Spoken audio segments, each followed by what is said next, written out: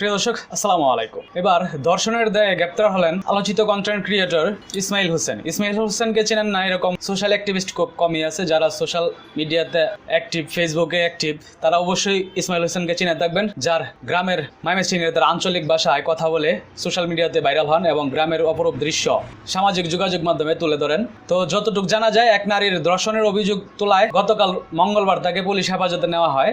তো এই জায়গায় তার ছোট ভাই এনামুল উনি বলার চেষ্টা করছেন যে এটা তার নাকি দ্বিতীয় স্ত্রী এবং ইসমাইলের প্রথম বউয়ের চাপের কারণেই তাকে তালাক দিতে হয়, এবং যেহেতু তালাক দিয়ে দিছে এই জন্য ঈর্ষান্বিত হয়ে মেয়ের মা থানাতে গিয়ে একটি লিখিত অভিযোগ দেন। সেই অভিযোগের ভিত্তিতেই ইসমাইল হোসেনকে গ্রেপ্তার করা হয়। তো এখন পর্যন্ত আরো কিছু যে তথ্যগুলো বেরিয়ে আসছে, এখন পর্যন্ত পুলিশ হেফাজতে জিজ্ঞাসাবাদ করার পরও বিয়ের কোনো এভিডেন্স এখন পর্যন্ত পুলিশ সামনে উপস্থাপন করতে পারেনি।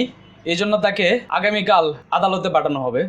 তো আসলে আমি যেটা বলতে চাচ্ছি যে চেহারায় সরল সোজা থাকলেই যে একজন মানুষ বা গ্রামের মানুষ দেখলেই যে একেবারে সরল সোজা তাদের দ্বারা এগুলো সম্ভব না, এটা একেবারেই ভুল। ঠিক আছে, কে কখন কি নিয়ে চলাফেরা করে এবং কার ভিতরে কি আছে এটা একমাত্র উপরওয়ালাই ভালো জানে।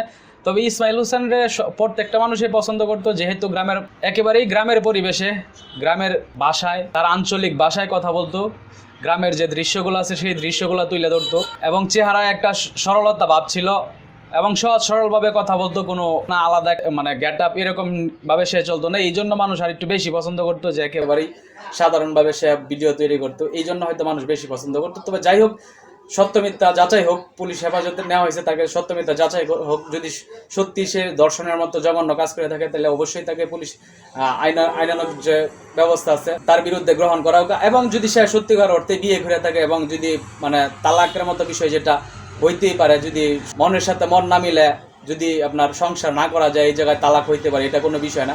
তালাক যদি হয়ে থাকে তাহলে হচ্ছে ভিন্ন বিষয়। তো এই আর কি, বলার মতো আর কোনো কিছু নাই। ভালো থাকুন সকলে, আসসালামু আলাইকুম।